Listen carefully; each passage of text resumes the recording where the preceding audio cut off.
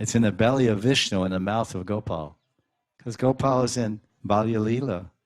He's only 2. 1, 2, 3, 3.5, 3.6. 3 years, 6 months he stayed in Gokul, according to Vishnu Chakravarti. 3.6, 3.6, 3.6. Added together, it's 9 or 10. 10 years and 8 months. So Krishna left Vrindavan when he was 10 years and 8 months old, and they usually round it out to be 11 years. Vishnu Chakravarti's Tika on 10th canto. 3 years, 6 months in Gokul, 3 years, 6 months in Shatikar, 3 years, 6 months in Nandagram. Becomes 10 years, 8 months.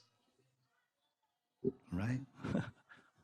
So, when he was in Balya Leela, as you know, if you had children, or you ever were one, probably you were, when you're really small, everything goes in your mouth, right? So for Vishnu, the universe is in his belly, but for Gopal, it's in his mouth. So he's supposed to be eating ladus, and instead he's eating clay. He's supposed to be Makanchor, but now he's Mitichor. There's Makanchor and Mitichor. Miti means clay.